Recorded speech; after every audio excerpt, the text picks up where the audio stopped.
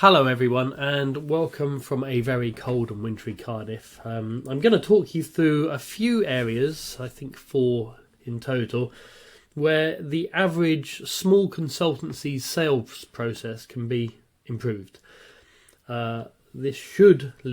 Fixing these should lead to an improvement on your pipeline and your conversion rates. The evidence comes from, I guess, firstly working with my own clients who are small consultancies that want to grow and studying their sales process, but also interviewing perhaps 200 small and medium-sized consultancy owners over the last 15 years or so. So let's start with the lead, who is a client or a potential client who has shown an interest in your products or services.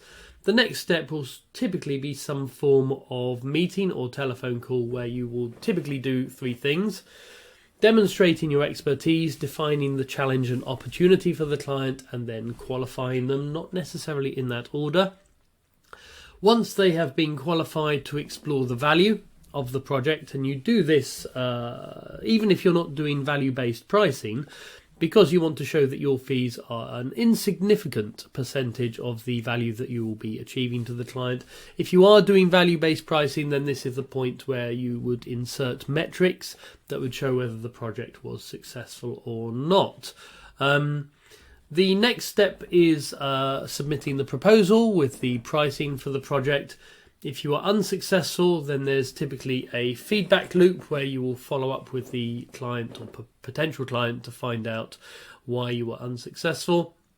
If you were successful, you then get on and do the work, and then ideally a new project will come from this, or you might even get a referral from it. So this is a fairly standard sales process. It obviously depends on the client, the project, and the type of consultancy you are, but this I would take as standard.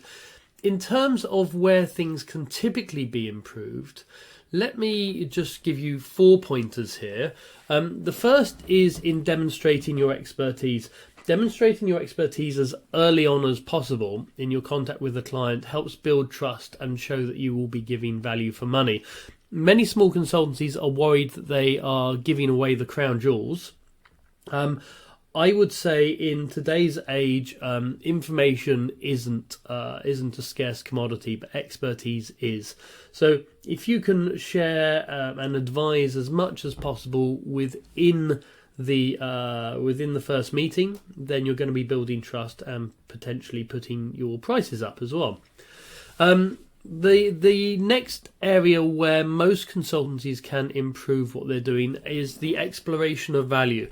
So that's having the conversation with the client about what value the project is, not only in qualitative terms, but also ideally, if you can, and not all projects lend themselves to this, but also in terms of financial terms. And you know, this can lend itself to value-based pricing. But even if you're doing fixed pricing or time and materials, then getting the client to have a good view of the value that you'll be delivering the firm is a great way to justify your fees. And also you can demonstrate your expertise whilst you are doing this. 2 final areas where small consultancies often are weak. The first is getting feedback on the failure to get proposals. Really trying to find out why. And the final one is really, once you have delivered the work, to be looking for new projects, because there's a lot of evidence that shows that clients are pretty unaware of the full range of services and products that consultancies offer. And, you know, getting new projects within a client is the cheapest way of business development, cheapest method of business development. There are lots of other ways. You know, this is a form of farming I'm talking about here. You know, you could go fishing or you could go hunting, but they're very expensive ways of getting new clients. So, you know, letting your client know about the other projects and services that you offer, but also seeking to extend the work, do some form of evaluation study, or even offering the same service in different branches of the organisation, or aligned services, either upstream or downstream from your project.